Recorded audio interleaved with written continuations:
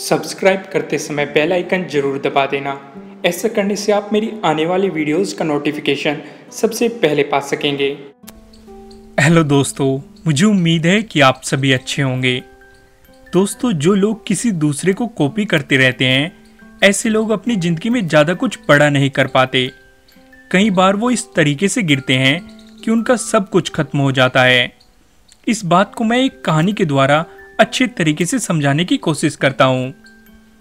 एक पहाड़ के पास ऊंचा और विशाल वृक्ष था।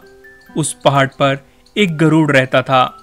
पहाड़ के नीचे स्थित उस विशाल वृक्ष पर एक कौवा अपना घोंसला बनाकर रहता था। उस पहाड़ के नीचे घास फूस उगी हुई थी। पास के ही गांव से भेड़ बकरियां अपने मेमनों के साथ उन्हें चरने आया करती थी। उस पेड़ पर बैठा कौवा अक्सर देखता रहता था कि जब भेड़ बकरियों के साथ मेमने आते थे तो वह गरुड़ उस पहाड़ से ऊंची उड़ान भरता था और उन मेमनों को आसानी से अपना शिकार बना लेता था। गरुड़ विशाल पक्षी होने के कारण आसानी से मेमनों को पहाड़ पर उठाकर ले जाता था और फिर मजे से उसे भोजन के रूप में खाता था। वह कौवा उस विशाल पेड़ पर बैठा बैठा यह सब देखता रहता था। एक दिन उस कुएं को भी जोश आ गया। वह सोचने लगा, अगर गरुड़ ऐसा कर सकता है तो मैं क्यों नहीं कर सकता। वह अब चौकन्ना होकर अपने शिकार का इंतजार करने लगा। कुछ समय बाद घास खाने के लिए वहां मेमने आ गई। मेमने को देखते ही उस कुएं ने आसमान में ऊंची उड़ान भरी। वह आसमान में जितने ऊपर तक जा सकता था उड़ा। उसके बाद वह मेमने पर झपटने के लिए उसकी ओर बढ़ा।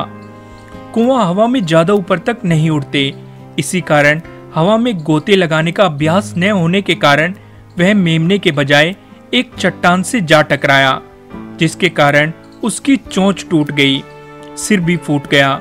कुछ समय बाद तड़प तड़प कर उसकी मृत्यु हो गई।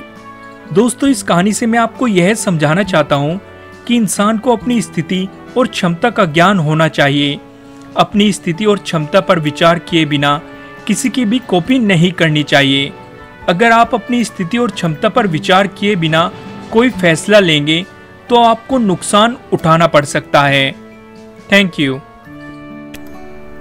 अब आप ऑडियो के साथ फ्री में किताबें सुन सकते हैं। 1 महीने के लिए 2 किताबें free. Link in the description.